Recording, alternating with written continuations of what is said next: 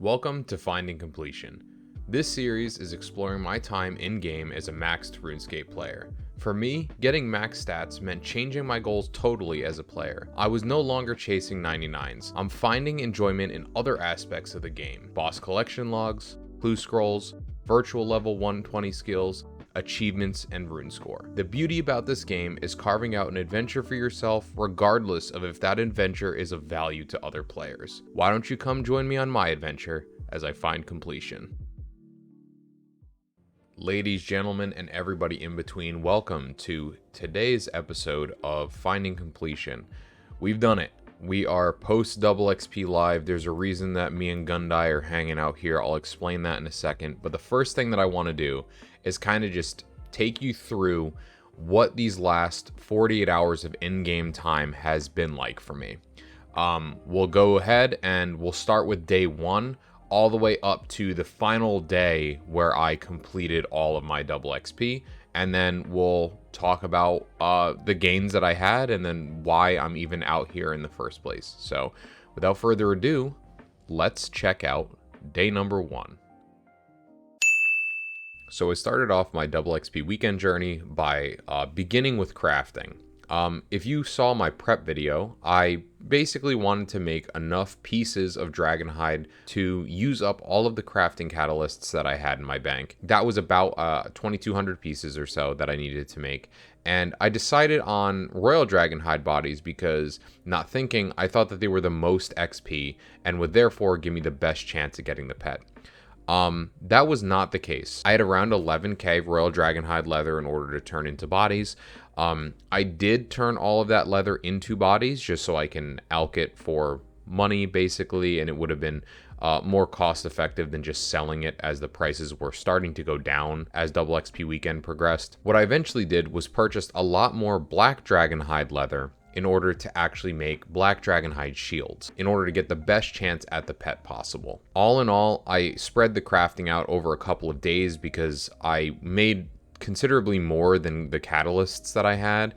I needed to make around 2,200 pieces or so in order to use all the catalysts. I ended up making probably around 9,000 total pieces of armor. That would be between the black dragonhide shields and the royal dragonhide. So day one was basically just chiseling away at the hides that I had before I would eventually purchase some more to continue crafting. I did get through all of my crafting catalysts the first day, so I made I think total probably around 3,000 pieces the first day of crafting. The next thing I decided to tackle was doing some summoning training. And I totally underestimated the amount of experience that I would get doing this because I really just underestimated the amount of gems that I would save with the spirit gems. For my blues, I used spirit onyxes all the way through because I used all of them that I had in my bank, and it was pretty successful with the amount of experience that I gained. So I had around 2,200 blue charms, and with all the bonuses, so the summoning skill cape, the shaman's outfit, the spirit gems, I was able to actually make around 5,500 geyser titan pouches from the original 2,200 charms that I had saved up in my bank. I still had many crimsons left over, so at the end of this session I ran out of spirit shards, and rather than purchasing more spirit shards right out the gate, I decided to take all of those pouches and to eventually trade them in to the Amlod district in order to get some more spirit shards back to continue summoning. But as far as the first day is concerned, basically it was just getting through all of my blue charms and then kind of taking stock at how much experience I had gained over that day and then kind of planning from there. So yeah, all in all, pretty successful training in summoning. I was not expecting it to go as well as it did. The next thing I decided to do was my herblore training, and this one was a pretty easy choice because it was one of the quicker things that I needed to do in retrospect for everything that I had on my list. What I wanted to do was make 670, right around there, Elder Overload salves. Luckily, I was able to do that pretty quickly, and it was really just a painless process to make all of these. It didn't take an insanely long time, especially during my 120 herblore grind. I was pretty used to just standing in one spot, you know, bank standing skill basically. It was overall pretty successful as far as making potions and getting some experience. This was the only herb lore that I trained over the double XP live period. I kind of toyed around with making some adrenaline potions, but because I didn't really have the supplies to get a considerable amount of experience, I just canned that for the time being and then stuck with the Elder Overload salves. So yeah, I basically made all my potions and then decided to move on to something else that would gain me more XP than just making a few adrenaline pots. Now we move on to the standing in one spot skill. So I decided to use all of my agility dummies that I had. This was probably one of the most successful and unsuccessful grinds of everything that I did.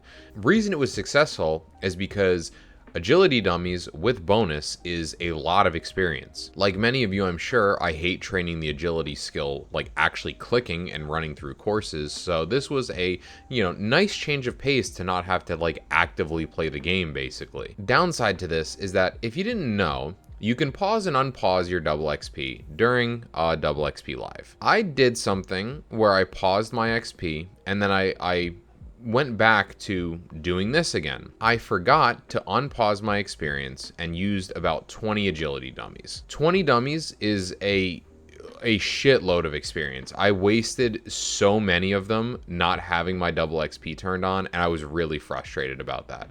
It was just my own dumb fault because I forgot. But all in all, I still gained a lot of XP throughout the day, especially today in agility. I did wear Silverhawks for pretty much everything else, but wearing them really is only making an impact over the entire 48 hours, not necessarily in one singular day. The last thing that I decided to do for the day was doing some smithing training. I had a lot of proteins that I had to get through, and I knew that that was going to take a lot of time, so I started off with making the proteins. But I eventually decided that I wanted to make the actual plate armor first. Basically what I did was, just a handful of proteins, and then I eventually switched it over to making the actual plate bodies that I had stocked up in the bank. This was the first of several sessions that I had training smithing over the 48 hours. I'll explain more as we go on why I had multiple sessions of training, but all in all, pretty good day. I was able to get through a good amount of materials that I had stocked up. Starting off day 2, I decided that I wanted to do some more smithing today. This would primarily be the main thing that I would train throughout the day. I started on the actual plate armor that I ended off on the day before, and then I moved into the protein smithing. Now what I decided to do was actually take a look at the summoning XP that I would need in order to get as close to 120 as possible. Because I had gotten so many blue charms yesterday, I kind of thought to myself, hey, maybe I can use a lot more crimson charms than I had originally anticipated when I'm using all of my boosts. I decided to go to the Amlad district, exchange all of my Geyser Titan pouches for shards, and then gear up to start day number 3 with the summoning grind. Day 3 was all about summoning. I started off with a starting point of around 21,000 crimson charms. When I did the calculations originally, I realized I needed to make all 21k in order to achieve 120. Since I wasn't super excited about doing all of these, I didn't intend to do all of these charms as double XP live. I wanted to see how I would feel after some time of training the skill. I eventually got myself down to 13k charms, and I realized this was going to be doable for me. There were just 2 problems. Taking stock of my supplies, I realized 2 things. 1, I would run out of shards and would have to do at least 1 more exchange. And 2, I didn't have enough yak hides. So when I went to exchange my pouches, I bought another 2,000 more yak hides. When all was said and done, I was left with about 150 yak hides, just barely enough to complete this, and around 4,700 crimson charms. In total, I made about 5,500 Geyser Titan pouches and about 24k pack yaks. This got me nearly 34 million XP gain and a brand new level 120 skill. To finish off the day, I decided to do some crafting as I still had some royal dragon leather to make into bodies. I started day 4 by taking a break from skilling and doing my Reaper tasks that I've been neglecting for the past few days. I started with hard mode giant mole for my first task, and after completing that, I had another task that I could grab, so I went and picked that up and decided to do some Magister while my timer was still paused. Then it was back to the double XP. I started up by finishing my royal bodies, and then I switched back to black dragonhide shields. I wanted to still try for the pet, so I bought some more black dragonhide and decided to craft that. I decided I was going to alch it anyway, so it was just time I had to spend crafting more shields. Next up, you may have guessed it, back to more smithing. At this point, I was finishing up the plate armor that I had stocked up, and after those were made, I switched back to the protein bars to get as many of those done as possible by the time I would log out on day 4.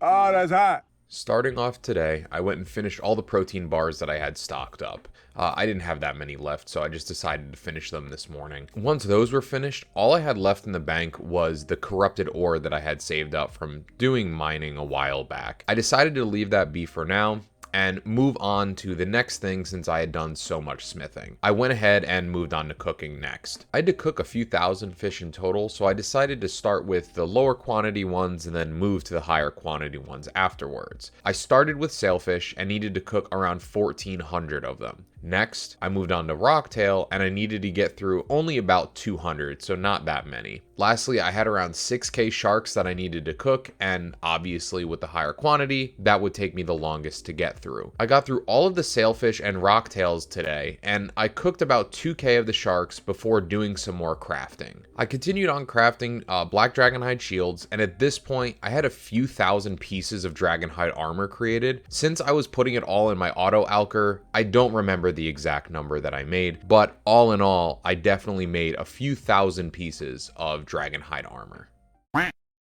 To start off my 6th day, I wanted to get a little bit more cooking done. I only had sharks that needed to be cooked at this point, and I cooked probably around 1,500 more sharks before moving back to smithing. I started off by smelting my corrupted ore, but then came to a realization. If I was to get 120 smithing, I wanted to complete all of the achievements for smithing beforehand. What this meant was getting all of the artisan workshop unlocks, which requires reputation. I needed a few 100% rep, so I decided I would buy some +3 Elder Rune plate bodies and see how far that could get me. After getting all of the rep that I would need, I could always switch back to my corrupted ore, so I decided to just do the plate body smithing for now and then use corrupted ore as a fallback, as it didn't actually give me reputation since it was considered smelting and not smithing. I finished out the day by just doing this smithing and sitting in Artisan's workshop like I've done the past couple of days.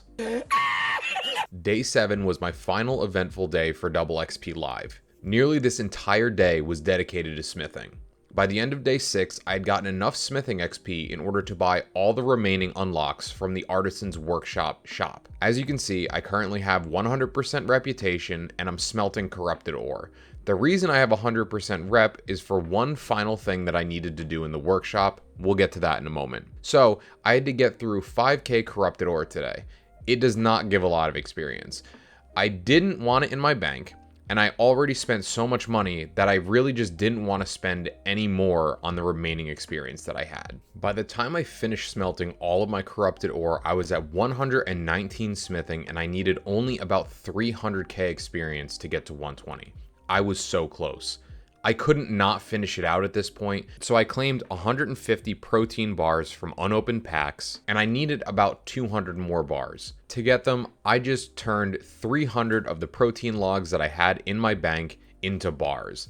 This meant I had 350 total protein bars that I could use to get my remaining smithing XP. At the end of all the grinding that I did over double XP, I was awarded with the wonderful fireworks that signified 120 smithing. 120 smithing was something that I genuinely was not thinking of going for this double XP live, but when I realized I had the money and the time to do it, I just decided, why the fuck not? So I just went for it. Now, as for the last 100% reputation, I was saving this for the achievement in which you have to use a Luminite injector in the Artisan's Workshop on World 70. Since I wasn't sure if I was going to get 120 or not, I saved the reputation just to have it in case I needed to train outside of double XP. Once I hit 120, I decided I would just repay those who used an injector before me and then extend the injector timer for World 70 on double XP. At this point, I had about 3 hours of double XP time left, and I just went and did some thieving. It was easy to AFK, and I still needed the camouflage outfit, so I just decided I would do that to finish out the remainder of my time. I did have about 30 minutes of my time bleed over into day 8, but regardless, I finished out most of my playtime across one full week. After 48 in-game hours, my timer finally hit 0.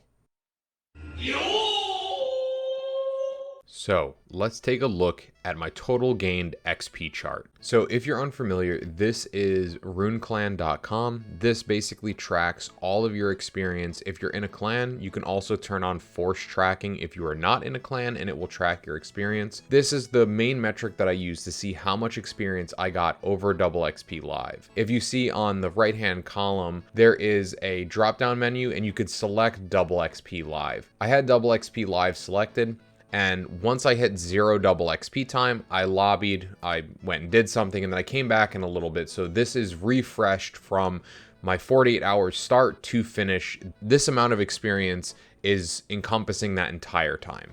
So if we look at the overall amount of experience that I gained 102,172,817 experience. That is a lot of experience. It is way more than I thought I was going to get. Usually I hover around the 50 mil mark from what I can remember, but summoning definitely helped push me into the 100 million mark. So if we look down towards the bottom here, I gained 35,460,181 summoning experience. This allowed me to get virtual level 120 summoning. The other 120 that I got was smithing. So if we look at the amount of smithing experience I got, it was 26,829,996 XP. This put me at virtual level 120 smithing. The other notable experience that I gained was agility. I had been training agility the entire time with Silverhawk feathers as well as some of the elite dummies that I used. So from the entire week, start to finish, I gained 20,670,299 agility XP. I did not get to 120 agility, but I hit 118, and I should be able to get that next double XP live, if not beforehand, depending on how much I train it manually or use Silverhawks. Some of the other notable experience that I had gained over the weekend was in cooking. I gained 2,614,143 XP in cooking, which gives me a virtual level of 104. In crafting, I gained 8,034,117 XP. In total, I have 114 mil XP. I gained a lot more crafting XP than I originally was planning to, trying to get the pet. I unfortunately still do not have the pet, but I'm sure it'll come in due time. I gained a little bit over 1 million XP in Herblore, and that puts me at nearly 112 mil total XP. And I gained 1,952,087 XP in thieving, which puts me at a virtual level of 103. One skill that I gained a considerable amount of experience in that I didn't really talk about was construction. In construction, I gained 3,604,177 XP for a virtual level of 106. The reason I didn't talk about this is because I primarily did construction through daily challenges. Every single day, with the exception of maybe day 1 and 2 when it was smithing, I used construction as my daily challenge. I gained a decent amount of XP just from handing in those challenges and from the flat packs that I made on the portable workbenches. I didn't think to record it just because I didn't really think that it would amount to 3 million experience total, but it apparently did. So that was another big chunk of XP that I gained throughout the week. Overall, I would consider this a really successful double XP live. I know people who play old school have a lot to say about, XP integrity in RS3. It's not that I don't agree with that criticism, but I mean, I just have fun playing the game. It's really fun to gain this much experience, and it's not like I didn't have to spend a lot of time to do it. I spent 48 hours of my real life time in order to do it. And when you have a job and, you know, other real life responsibilities, 48 hours is a lot of time, you know? So it's not like it was just no time at all for me to spend in game. Regardless, I had a lot of fun, and hopefully next Double XP Live will be as lucrative as this one was. Alright everybody, thank you so much for making it to the end of the video if you made it here. I will explain why I'm hanging out with Gundai. So I got brawling gloves for fire making, and maybe that's not that big of a deal, but I've never gotten fire making brawlers before, so I have some portable braziers, and I have enough protein logs to do this all in the wilderness. I'm gonna go outside the mage bank lever and just do some fire making. But we ran out of time for this episode. So in next episode, I'm going to start off by seeing how much experience this amount of logs will get me when I'm using fire making brawling gloves, and I'll try and max out my bonuses as best I can. I want to thank you guys all for watching. Hopefully you enjoyed this video, and I really hope to see you in the next one. Remember to like, comment, and subscribe, and I hope to see you soon. Later.